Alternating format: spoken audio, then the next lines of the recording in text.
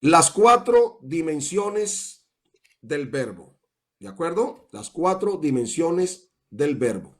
Es básicamente el tema que hemos traído. Hace 8 días vimos la primera dimensión y hoy vamos a ver otras tres. Ahí tenemos el índice para que ustedes recuerden. La primera dimensión es la eternidad del verbo. El versículo dice, en el principio era el verbo. Está hablando de una pasada eternidad, si se puede usar el término pasada eternidad. La segunda dimensión es su posición, dice el texto, y aquel verbo era con Dios. Hoy vamos a mirar un poquito sobre eso de la posición del verbo. La tercera es su naturaleza, no quién es el verbo, sino qué es el verbo. Y dice el texto, y el verbo era Dios. Repito, no quién, porque eso no se pone en discusión. Todo el mundo sabe que el verbo o el logos de Juan 1:1 es Jesucristo. De modo que no es su identidad la que se pone en juego, sino su naturaleza, lo que Juan quiere explicar. Y la cuarta dimensión es su encarnación. Aquel verbo fue hecho carne. Muy bien. Entonces ya hablamos de su eternidad, eso lo dijimos hace 8 días. En el principio era el verbo, es un pasado eterno, amén, lo que indica que antes que hubiera algo, ya el verbo existía. Antes que llegara la creación, el verbo estaba creando. Eso lo vimos. Hoy vamos a hablar entonces de la posición del verbo. Esta es la segunda dimensión del verbo, la posición. El pasaje bíblico que hemos tomado dice, y el verbo estaba con Dios. Y el verbo estaba con Dios. ¿Qué significa eso de que el verbo estaba con Dios? Esta segunda cláusula del texto nos va a revelar que el verbo no solo es anterior a la creación, sino que estaba con Dios. Estaba con Dios. En el griego, aparece esta grafía. Ustedes van ahí, yo hice un cursito hace muchos años, tal vez unos 10 años, un pequeño curso de griego en la Universidad Bautista. Y bueno, aprendimos por lo menos el abecedario y algunas que otra palabrita. La verdad me cuesta, pero este versículo lo leo en griego porque fue el versículo que escogí para poder hacer esos cursos y estarlo estudiando. Entonces, más o menos, permítanme, repito, no es que lo lea correctamente, pero trato de hacerlo. Aquí dice así, en archi, in o logos, que logos, in pros ton teon, que teos in hologos. En archi es principio, in ho era el verbo, logos es verbo. Esta palabra kai que se lee aquí se lee como que y significa y. Este es el artículo, el verbo o logos. Y aquí dice logos, en el principio era el logos y aquí pros, ¿no? Pros. Estaba con, imagínense, esta palabrita, esta preposición griega, aquí se lee como pros, tonteón, el Dios, y Dios era el logos, y Dios era el logos o el verbo. Vamos a hacer pues, a tratar de mirar la posición del verbo desde la preposición griega pros que utiliza el apóstol Juan.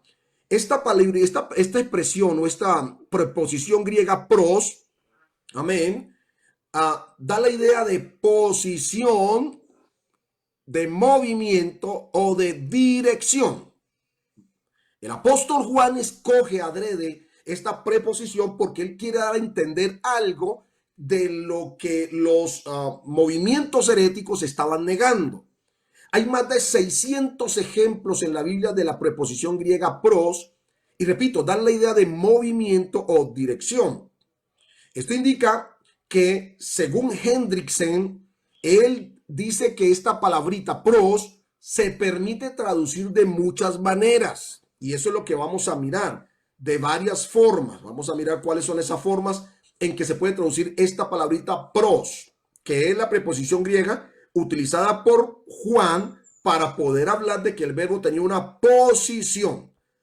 Por ejemplo, Aquí ustedes van a ver diferentes versiones. Aquí dice, y el verbo estaba cara a cara con Dios.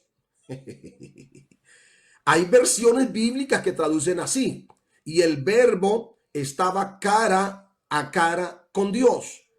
Tú sabes lo gravísimo de esta interpretación. Aunque el texto se puede traducir así, el contexto nos está diciendo que no necesariamente debe traducirse.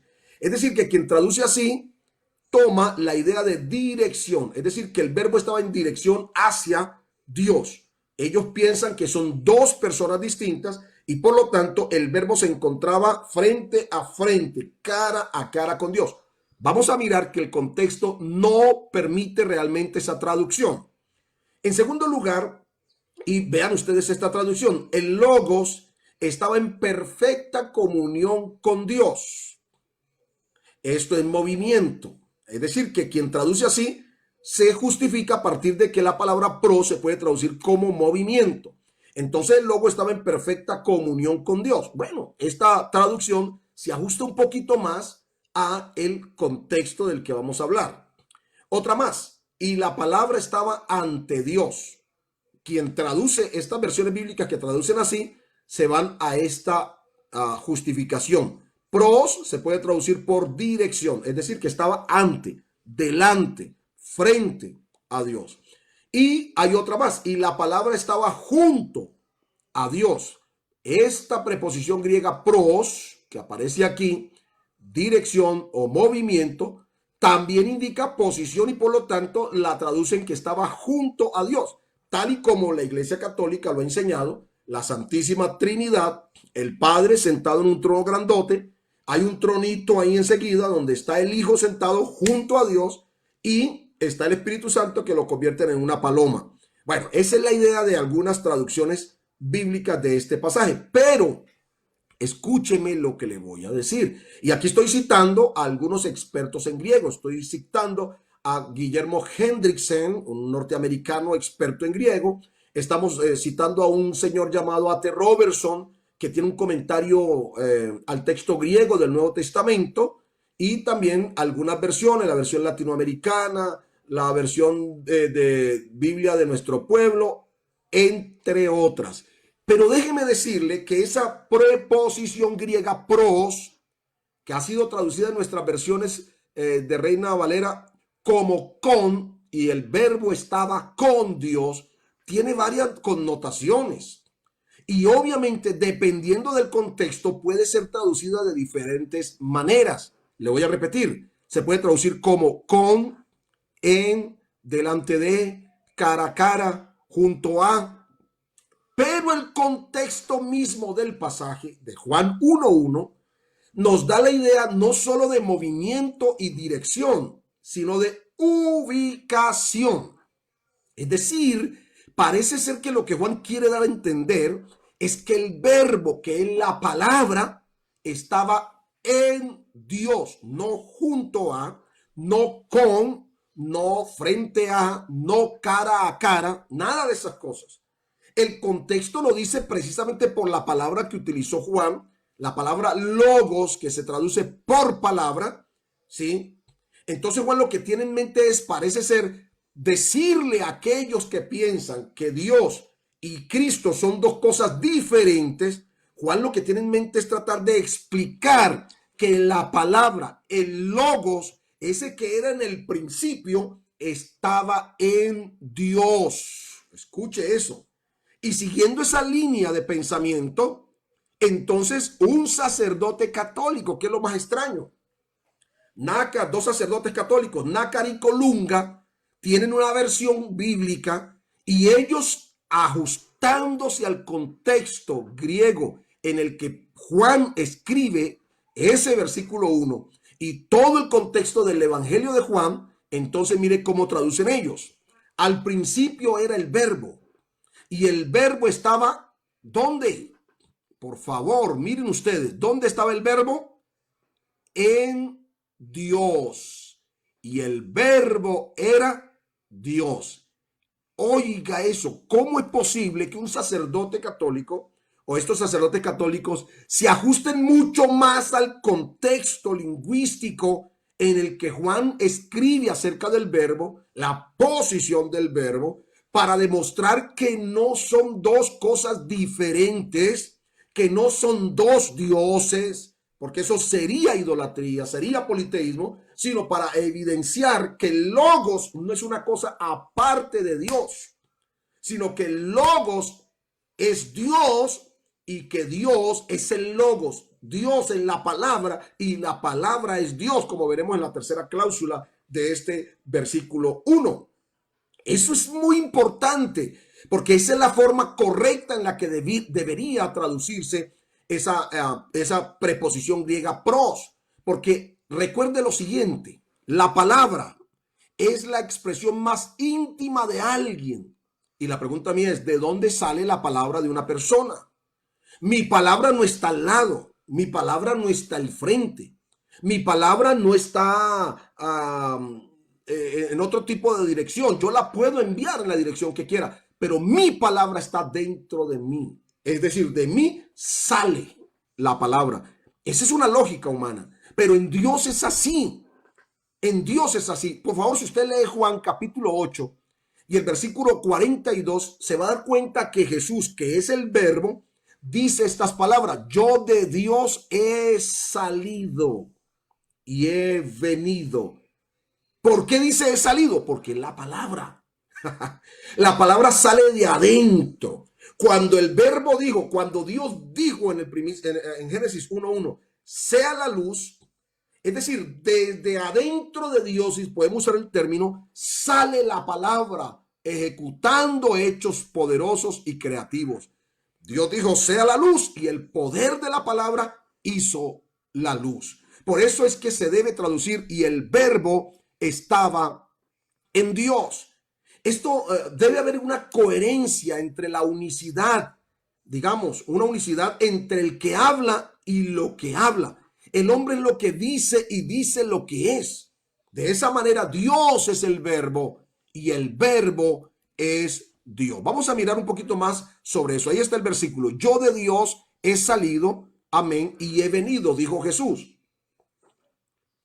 El trinitario va a decir que entonces son dos personas distintas y que uno fue el que mandó al otro. Pues hombre, ninguna palabra está al lado de uno, la palabra está en uno. Y Dios nos hizo conforme a su imagen y semejanza, de modo que de Dios sale la palabra. Por eso la Biblia dice que cuando Dios habla, el hombre vive. La palabra de Dios es vida. Y eso es lo que Jesucristo dijo. Las palabras que yo os he hablado son espíritu y son vida. De él sale la palabra. Ahora, escuche esto. Vamos a hablar un poquito sobre pensamiento y palabra. Ojo, pensamiento es conocido como concepto. El pensamiento es el concepto porque es el producto de lo primero que se piensa o se concibe mentalmente. Eso es lo que se llamaría pensamiento. El pensamiento es un concepto elaborado, amén, dentro de los procesos cognitivos que tenemos los seres humanos, y evidentemente lo primero que se piensa o se concibe o se organiza. Por eso se llama pensamiento. Luego la palabra es la comunicación de eso que pensamos.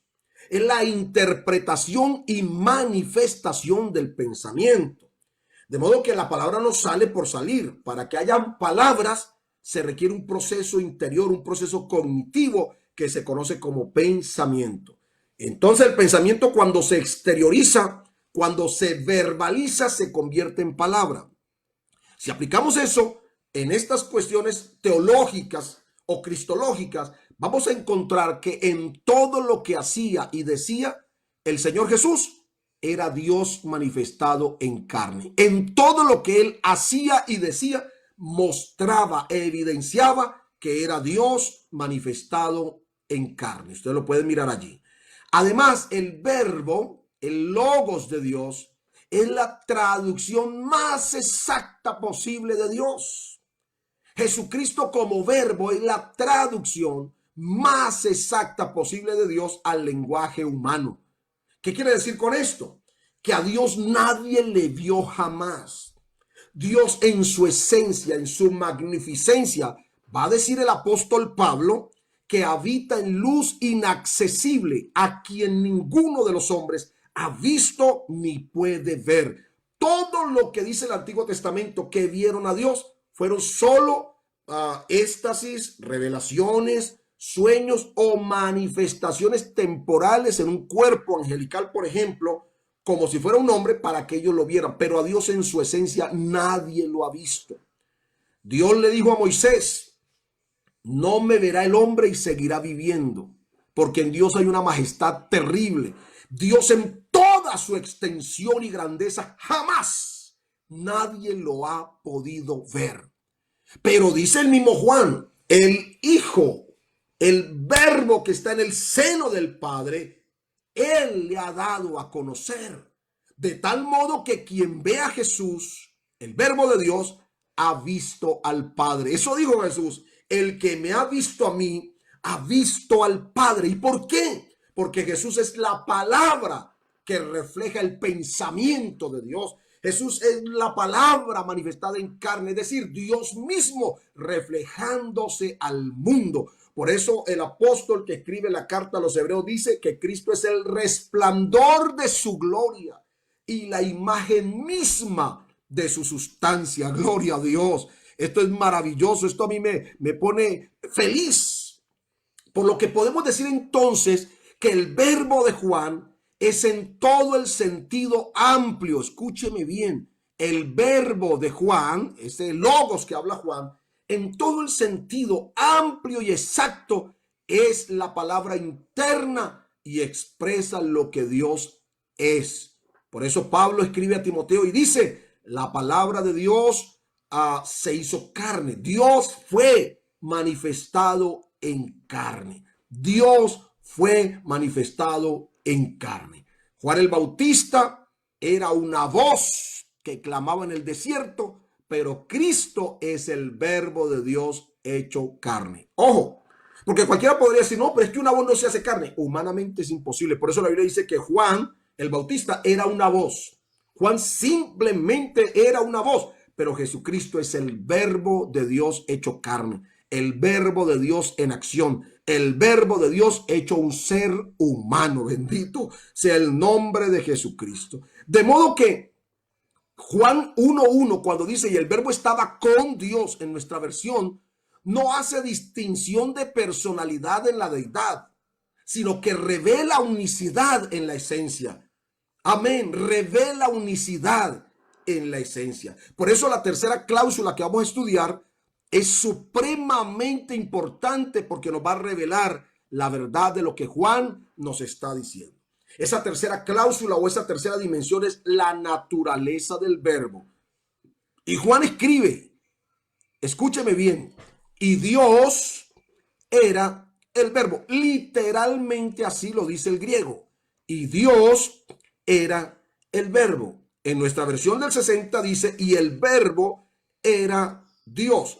Pero a mí me parece que eso le quita un poquito de fuerza a lo que Juan quiere decir. Esa traducción, y el verbo era Dios, aunque se mantiene la idea de la deidad del verbo.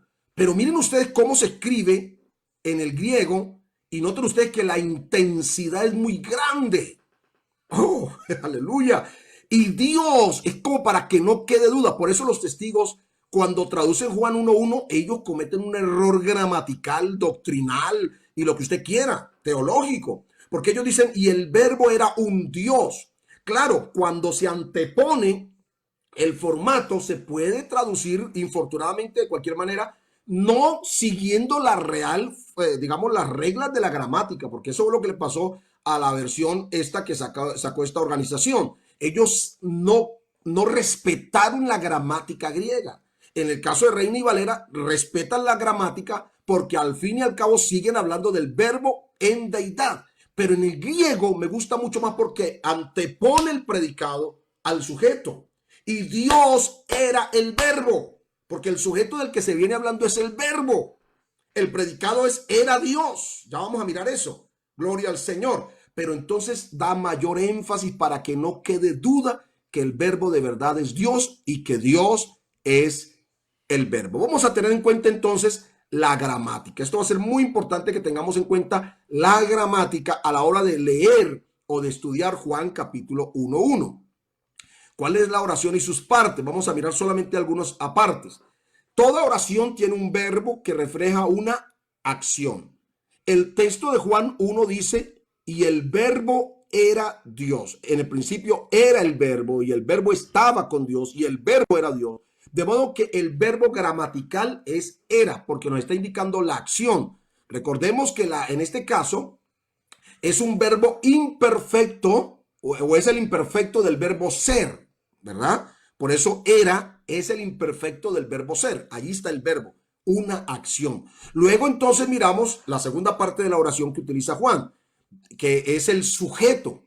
El sujeto en este caso es el logos o el verbo de Dios, de quien viene hablando. Amén. Eso es muy importante, ¿sí? El sujeto de quien se viene hablando es el logos, porque viene con el artículo definido. Note usted que no dice y logos, sino y el logos o el verbo. Esa palabrita, el verbo, con el artículo definido, implica que el sujeto de la oración es el logos de quien viene hablando. Pero miren usted la tercera parte de la oración en Juan 1:1. Dice el predicado, y el verbo era Dios. El predicado es lo que se dice del verbo, lo que se dice de lo que se dice del sujeto, en este caso del logos de Dios. ¿Qué es lo que está diciendo Juan de ese sujeto? Que es el logos, que es el sujeto, era Dios. Oiga, esto es maravilloso. Repito lo que les dije a ustedes ahora. Juan aquí no está en discusión, no pone en discusión la identidad del verbo, no es quién es el verbo, no es quién, porque todos sabemos que el verbo es Jesucristo. Juan lo sabía. Estos señores heréticos de la época, ¿se acuerdan estuvimos hablando de estuvimos hablando de un gnosticismo incipiente, estuvimos hablando, bueno, de algunas corrientes del siglo primero, a finales del siglo primero, que muchos reducían la humanidad de Jesús, otros le quitaban la divinidad, otros le quitaban la humanidad. Entonces Juan dice, todos sabemos que el verbo de quien se habla es Jesucristo. De modo que no es su identidad, sino su naturaleza, lo que Juan quiere mostrar. Porque es que los heréticos, los herejes, lo que siempre han querido es quitarle a Jesús su naturaleza. Ellos piensan que es un simple hombre, piensan que es un buen maestro, piensan que es un revolucionario, piensan que fue un gurú, piensan que fue un profeta, pero le quitan, le castran su naturaleza divina. Y Juan lo que quiere es hacer el énfasis. Gloria a Dios. Amén. De modo que no se plantea su personalidad, sino su esencia. ¿Qué es el verbo? Según Juan, el verbo es Dios. Esa es su naturaleza. ¿Quién es el verbo? Jesús. ¿Qué es el verbo? Dios. Oiga, qué maravilloso. La gloria sea para nuestro Salvador Jesucristo. De modo, mis hermanos, que lo que trata Juan de mostrar aquí es la cualidad, la esencia, el carácter o la naturaleza de lo que es Jesucristo, de lo que es el verbo. De modo que textualmente entonces Juan escribe, señores, en el principio, antes que hubiera algo, ya el verbo estaba.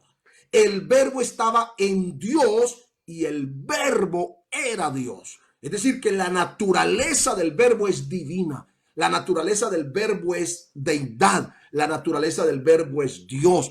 Eso no se puede reducir, eso no se puede quitar. Quien acepta a Jesucristo como Salvador tiene que aceptarlo como el único y verdadero Dios.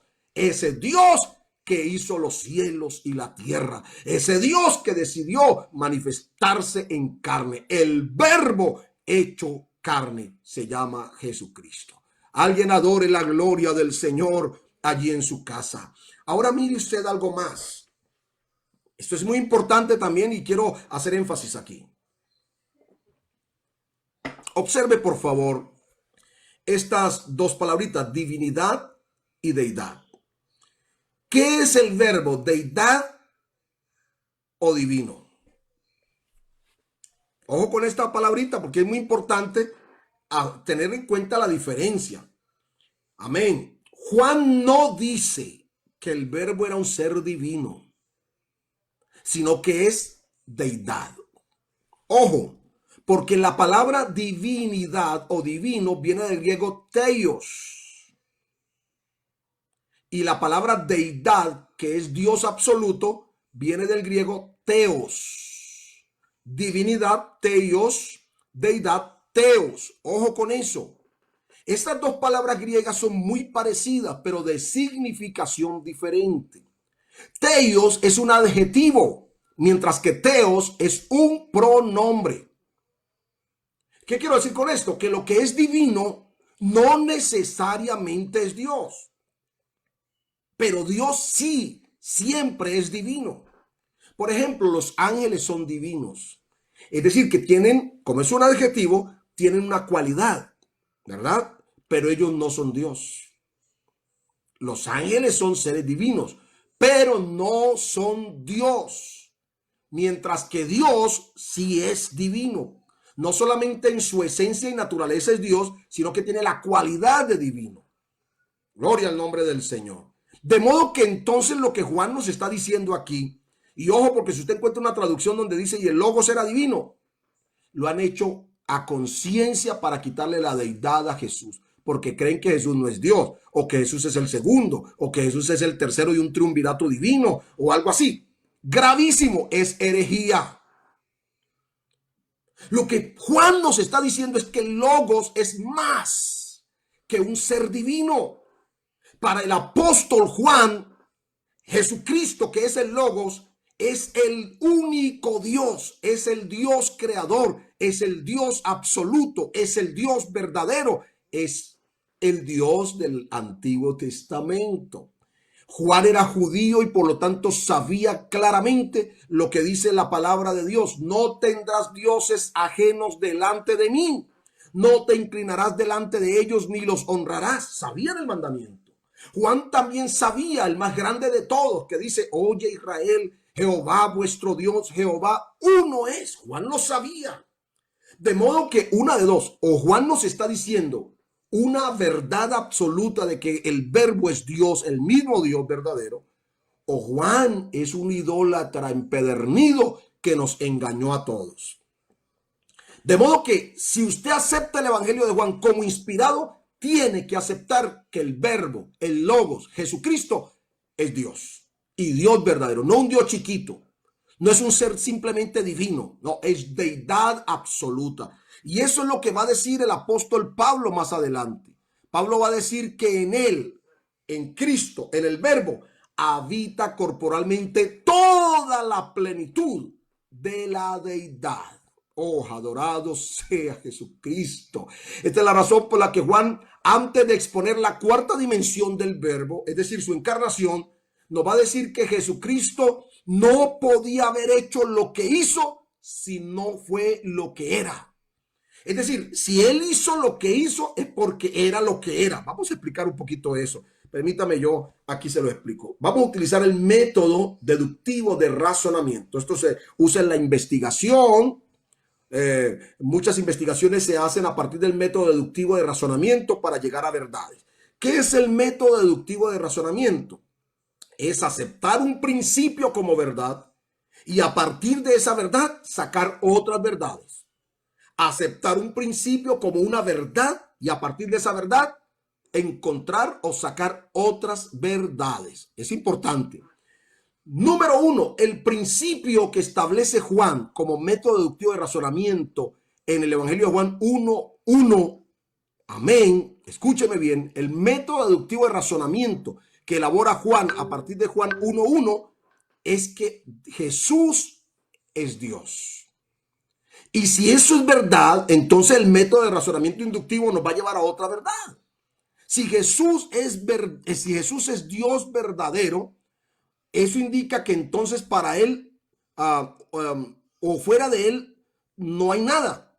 Pero escúcheme esta verdad. Si él es Dios, entonces segunda verdad. El segundo principio, si esto es verdad, Jesús es Dios, entonces para él no hay imposibles. Escuche eso, método deductivo de razonamiento. Primera verdad, si Jesús es Dios, como lo dice Juan, entonces para él no hay nada imposible. Y esto es claro en Apocalipsis capítulo 1, verso 8. Jesús le dice al mismo Juan en la revelación del Apocalipsis: yo soy el primero y el último, el principio y el fin, el que es, el que era y el que ha de venir, el Todopoderoso.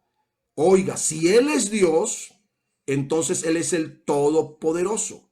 Y si Él es el Todopoderoso, entonces Él es el creador de todo lo que existe.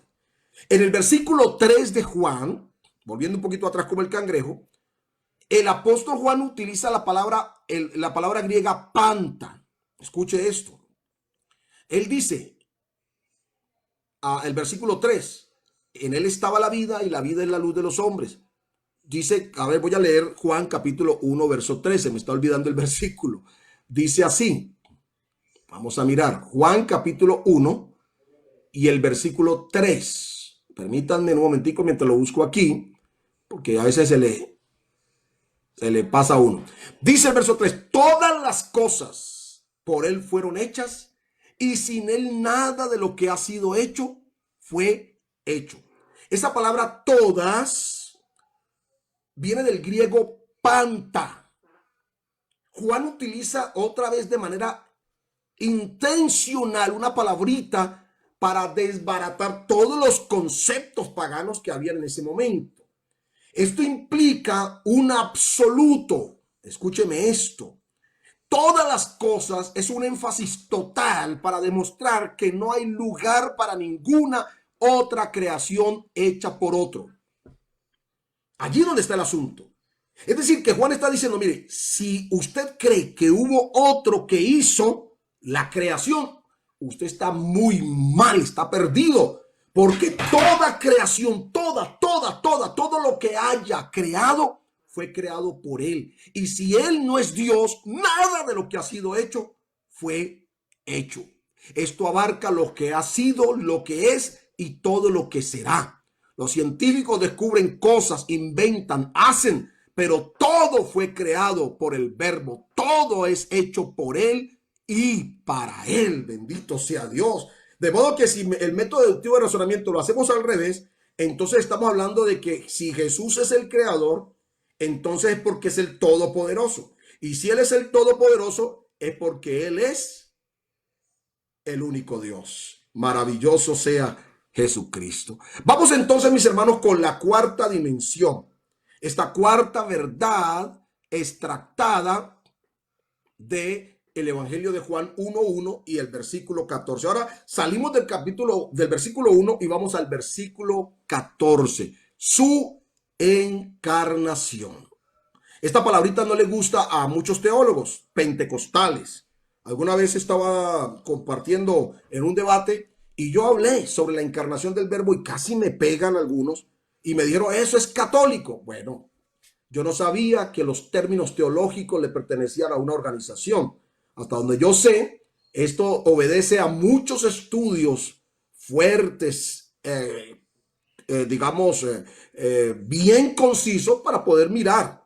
Ahora, yo no le veo ningún problema porque la palabra encarnación la utiliza Juan, no literalmente así, pero se deduce, vía de deducción. Y aquel Verbo se hizo carne. ¿Qué significa esto? Que se encarnó.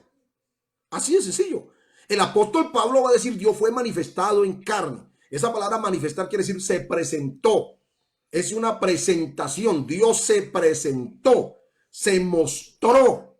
Oiga eso, en carne. Pero Juan prefiere utilizar la palabra se hizo carne. Ahora, si Juan nunca dijo esto, la palabra encarnación, volémosla. Pero hermanos, yo no entiendo por qué a veces le damos tanto problema a una cosa que tiene su fundamentación bíblica. El texto dice, y aquel verbo, en nuestras versiones, fue hecho carne. Pero en el griego dice, y se hizo, y aquel verbo se hizo carne. Ojo, porque aquí viene ya otro asunto. Vamos a mirar. Miremoslo aquí. Otra vez la grafía griega, si ustedes me pueden seguir. Que ho logos sarx egeneto. Literalmente, y el logos carne se hizo. o llegó a ser. También se puede traducir por llegó a ser o se hizo. Y el verbo carne se hizo. Ojo con esta afirmación que es muy, pero muy importante. Ojo, el texto de Juan no dice que lo hicieron carne. Y aquel verbo lo hicieron carne. Por eso la traducción fue hecho, es una traducción que no justifica el original griego. Porque fue hecho, es como si alguien hubiera ejercido coacción, como si otro lo impulsó a que se convirtiera en carne. No dice la Biblia allí que el verbo lo hicieron carne. Ojo, fundamental, no lo hicieron carne. Número 2, no dice el texto que el verbo descendió sobre una carne. Jamás. Eso no lo dice el pasaje bíblico. No lo hicieron carne. No descendió sobre una carne. Porque si hubiese descendido sobre una carne, eso hubiera sido una posesión del verbo a una persona, como hacen los demonios. Los demonios se posesionan de los cuerpos. Eso no lo dice la Biblia. El verbo no se posesionó de un cuerpo, no descendió sobre una carne. Amén. Tampoco dice que se vistió de carne. Y ahí sí, es importantísimo que los predicadores tengamos cuidado. Si vamos a utilizar un término que sea realmente ajustado a lo que dice la palabra. Yo he oído a muchos predicadores, Dios se vistió de carne. Dios no se vistió de carne. No lo dice ese pasaje, a lo menos allí. Y el verbo se vistió de carne. No, Señor, no lo dice. Y el verbo descendió sobre una carne. No dice eso. El verbo descendió sobre un hombre. Tampoco lo dice. No dice que lo hicieron carne. Gloria al nombre del Señor. Entonces, ¿qué es lo que dice el texto?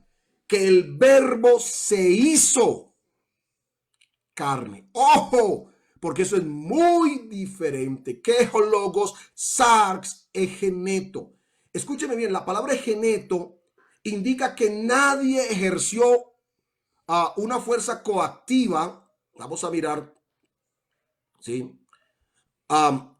Nadie, permítanme, yo lo devuelvo un poquito aquí. No, el verbo egeneto que se utiliza en el griego indica aquí que nadie ejerció fuerza coactiva o presión sobre el logos para hacerlo, ni para que se hiciera carne. No, señor. Los mormones, por ejemplo, dicen que un día hubo una confederación de dioses, un concilio de dioses, porque ellos creen en muchos dioses, y el padre preguntó, bueno, ¿quién se va a hacer humano para salvar a la raza humana? Y entonces se presentaron dos de los dioses, entre ellos Luzbel y Jesús. Y Luzbel dijo, bueno, yo voy a proponer un plan de salvación. Y Satanás presentó un plan, no sé qué, y todo el concilio de dioses le dijeron, no, ese plan que usted tiene no es bueno, no. Al hombre no lo vamos a obligar a que se convierta a Dios.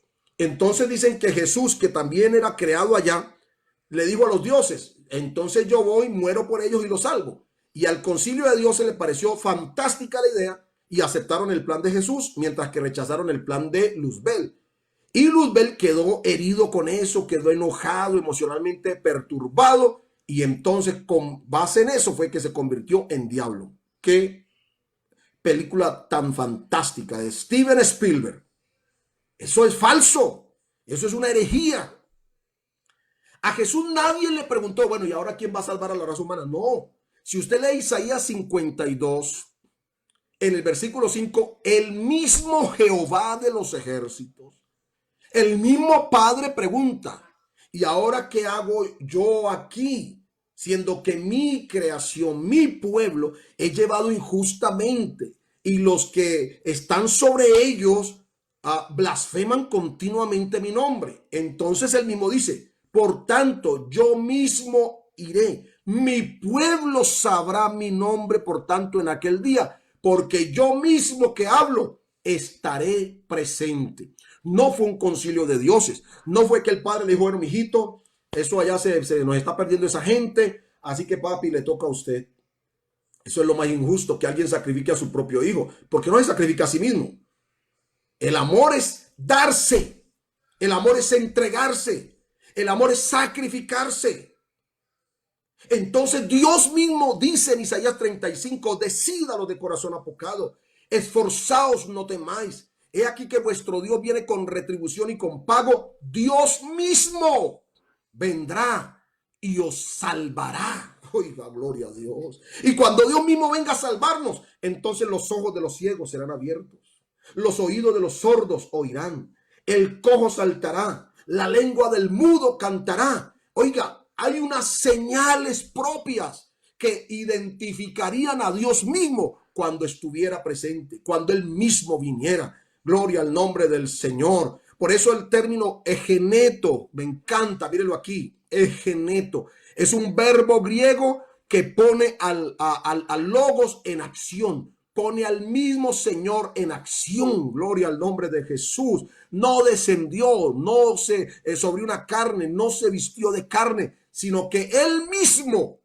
por un acto de su soberana voluntad, llegó a ser carne. El verbo se convirtió en carne, gloria a Dios. El verbo mismo se hizo humano, de modo que así como el agua líquida, que es su naturaleza, se convierte, se transforma en hielo sin perder su naturaleza, asimismo Dios se convirtió en carne sin dejar de ser lo que ha sido. Ustedes saben que las propiedades del agua, sus propiedades químicas o su valor químico es H2O, lo conocemos. El agua líquida es H2O, pero mediante un proceso el agua se transforma en hielo. Es decir, que las moléculas se solidifican. Cuando las moléculas del agua se solidifican, entonces hacen que el agua se transforme en un sólido. A ese sólido lo podemos palpar, lo podemos coger, incluso hasta lo podemos morder. Si yo les digo a ustedes, quiero morder el agua, la gente va a decir, este señor está loco.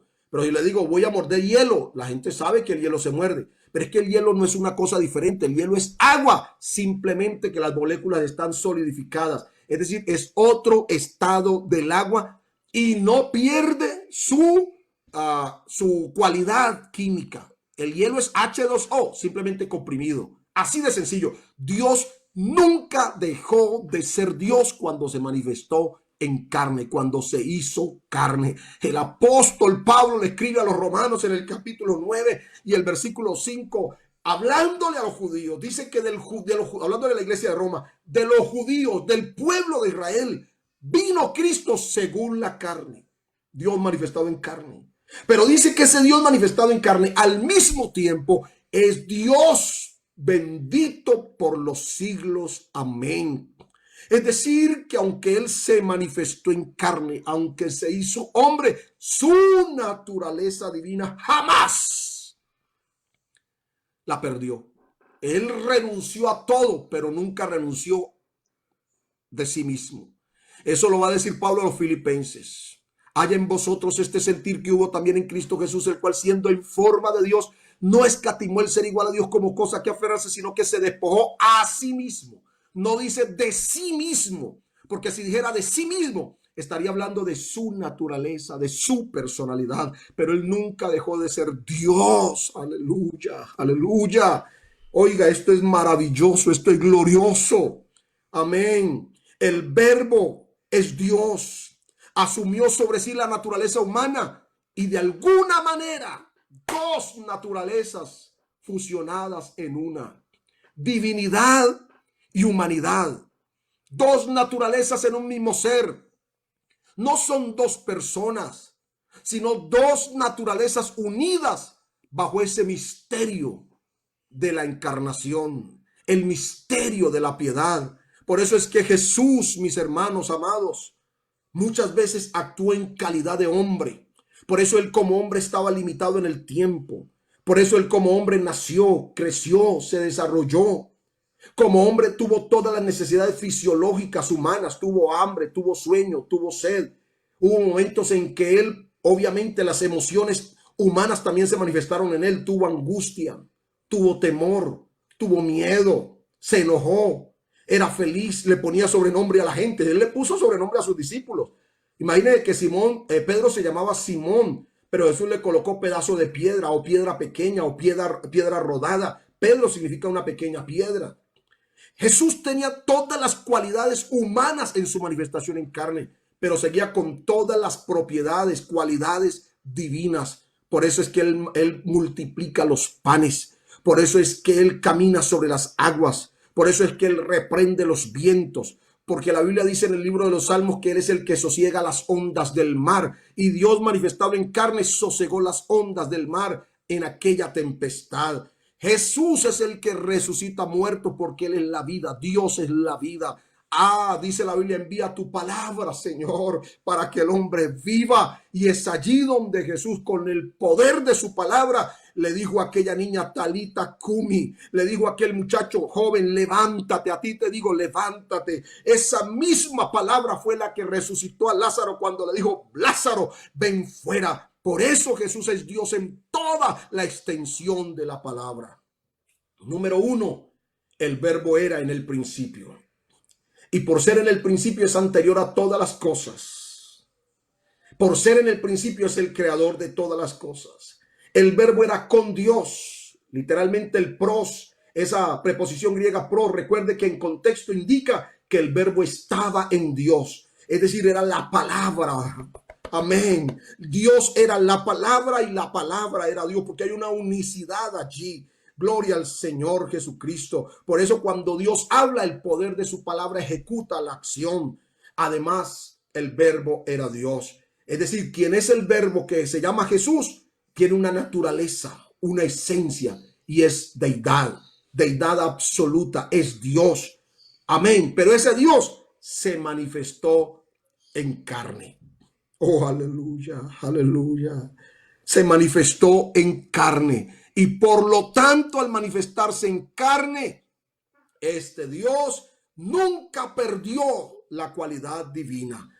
Miren ustedes, la naturaleza divina. El verbo hecho carne asumió la naturaleza humana.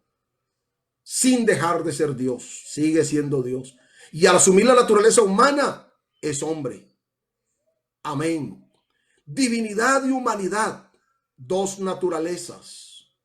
Dos naturalezas, Dios y hombre. De hecho, para los que no saben, Jesucristo es el único hombre que está en el cielo en este momento, porque es el Dios manifestado en carne. El día que el Señor Jesús regrese para rescatar al pueblo de Israel al final de la tribulación, cuando sus pies se pongan sobre el monte de los olivos, lo primero que ellos van a ver son sus manos y van a ver sus heridas.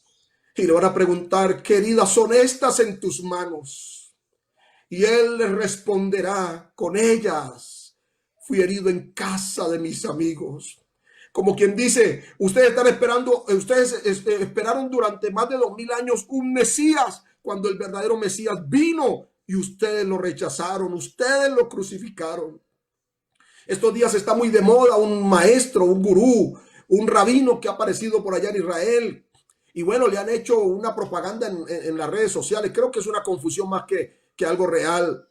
Y ahora se regó en las redes que él es el Mesías y que lo están proclamando. Al parecer no es una cosa cierta. Es un maestro, un rabino que ha aparecido y las redes sociales se han inundado. Pero va a llegar el momento cuando aparezca el anticristo. Y a ese es que van a recibir. Pero al final de la tribulación se darán cuenta que habían recibido al que no era. Y al verdadero lo rechazaron, al verdadero Dios hombre, al Dios manifestado en carne, a Jehová su Dios. Y cuando le digan qué heridas son esas, la respuesta va a ser, estas heridas son la prueba que el que murió hace 2000 años en la cruz era su Dios, era Jehová su Dios, era su Mesías, el Rey de Reyes, el Señor de Señores, Jehová de los ejércitos al que ustedes rechazaron. Por eso, mis hermanos, amamos a Jesús. Amamos a Jesús. Oh, yo no sé si usted puede adorar a Jesús en este momento allí. Él es glorioso. Ese Dios manifestado en carne, dice el texto, habitó entre nosotros. Él habitó entre nosotros. En griego literalmente dice que él fijó tabernáculo entre nosotros. Imagínate, fijó tabernáculo entre nosotros. Hizo un tabernáculo, tabernaculizó, puso su tienda, su morada en medio de los seres humanos. Y cuando dice que habitó entre nosotros, hace reminiscencias de cómo Dios moró entre su pueblo en el tabernáculo en el desierto.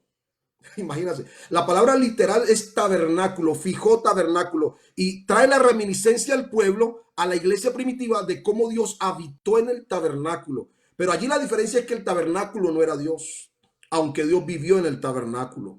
La idea de habitar es claramente algo que se considera temporario, no fue una cosa permanente. Su naturaleza humana estuvo en medio de los hombres, Dios como hombre en medio de los hombres, pero por corto tiempo, alrededor de unos 33 años y medio según algunos expertos. Juan se esfuerza para aclarar que la estupenda venida del Verbo a la vida humana tuvo una plena certificación testimonial. Juan había sido testigo ocular de la gloria terrenal de Jesús. Y ese contexto requiere que haya habido algunos que realmente vieron la gloria del Verbo hecho carne.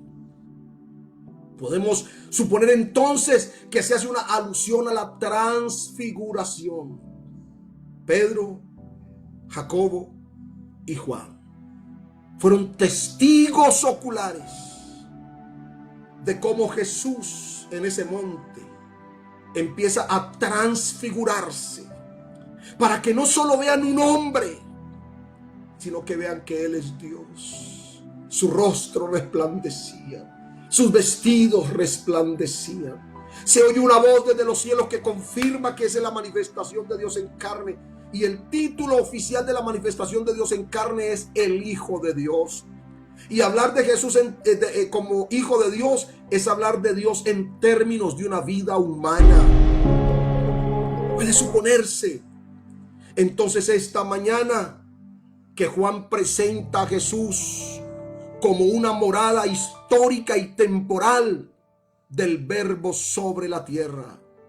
Fue un momento específico cuando el Verbo fijó su morada aquí en este mundo y habitó entre los hombres. Es precisamente Mateo, en su evangelio, explicando la profecía de Isaías 7:14, él dice que Jesús es el Emmanuel, el Dios con nosotros. El que fijó su morada entre los seres humanos por más de 33 años. Es un estado de condición que asumió el Verbo. Es una condición humana que asumió Dios al manifestarse en carne. Y es en esa condición que es tentado en todo, que sufre, que llora, que gime, que manifiesta un temor reverente y que va hasta la muerte y muerte de cruz. Por eso esta mañana, estimados hermanos, para todos los que han perdido seres queridos a lo largo de toda esta pandemia, Jesús, por haber habitado entre nosotros y haber experimentado lo que nosotros sentimos, Él esta mañana tiene misericordia. Él esta mañana puede consolar nuestra vida. Si alguien está enfermo, Él en la cruz, el Verbo manifestado en carne, en el madero de la cruz, llevó todas nuestras enfermedades. Si alguien está padeciendo esta mañana un dolor, el Verbo manifestado en carne también sufrió nuestros dolores. Si alguien está teniendo dificultades en su interior, si hay una convulsión de emociones que le roba la paz, el Verbo manifestado en carne, la Biblia dice que Él sufrió en sí nuestros dolores y Él llevó todo para darnos la paz. Para darnos la paz. Por su llaga fuimos nosotros curados. Esta mañana podemos adorar a Jesús, porque quien adora a Jesús, adora a Dios. El que adora a Dios, al Dios verdadero, adora a Jesús, porque Dios es el Verbo y el Verbo es Dios. Y termino diciendo, en el libro de Apocalipsis Otra vez el apóstol Juan nos dice que el día que él regrese, en su muslo tendrá un letrero, un nombre, y ese nombre es el Verbo de Dios. Para cuando él regrese, ese nombre, el Verbo de Dios, significará, como dice allí mismo Apocalipsis, Rey de Reyes y Señor de Señores. A él sea el honor esta mañana. A él sea la gloria por los siglos de los siglos. Y yo invito, por favor, hermanos, a que adoremos un segundo, un minutito allí. Alguien que incline su rostro y adore a Jesús. Oh, el ciego de nacimiento, cuando fue sanado por Jesús, el Señor le preguntó, ¿sabes quién es el Hijo de Dios? Y él dijo, Señor, ¿quién es? Para adorarle. Y Jesús le dijo, el que habla contigo, Él es. Y enseguida el hombre se postró y lo adoró. El apóstol incrédulo de Tomás, cuando Jesús se le apareció a los 11, no estaba con ellos. No estaba con ellos. A los 10. Pero después Jesús se les apareció estando los 11 y entre ellos Tomás. Y le dijo, Tomás, no seas incrédulo, sino creyente. Y Tomás entonces se postra y le dice, adorándole, Señor mío y Dios mío. Hermanos, a Jesús esta mañana, al Verbo de Dios, sea el honor y la gloria para siempre. Esto te inspira a adorarlo. Aleluya. Vamos a orar, vamos a darle gracias a Dios por la palabra. Yo espero en el nombre de Jesús que quienes puedan ver este video en diferido, esta prédica, que el Espíritu Santo les dé iluminación y revelación para que puedan comprender esta verdad irrefutable de por qué Jesús es el verdadero Dios. Que no hay dos personas distintas, ni 3, ni 5, ni 20. Que no son 3 personas distintas y un Dios verdadero, como dice la fórmula trinitaria. No, hay un solo Dios verdadero que se manifestó en carne. Y esa manifestación en carne es lo que la Biblia le llama el Hijo de Dios. Pero habían 2 naturalezas, divina y humana. Jesús es Dios y Jesús es hombre. Es Dios para oír nuestros clamores, para respondernos. Y es hombre para identificarse con nuestro dolor. Gracias a Dios. Amado Salvador, te honramos en esta mañana. Te damos gracias por la palabra que ha sido predicada. Gracias porque sé que tu infinita gracia y misericordia, Señor, ha hecho que esta palabra llegue a cada corazón. Te ruego que tú, Señor, por el Espíritu Santo, haga que esta palabra produzca frutos abundantes de adoración y de gloria, de reconocimiento, Señor. Que tú ilumines el entendimiento de quienes escuchen en diferido esta enseñanza. Señor, que haya revelación, que muchos puedan comprender el misterio de la piedad. Señor, gracias en el nombre de Jesús. Amén y amén.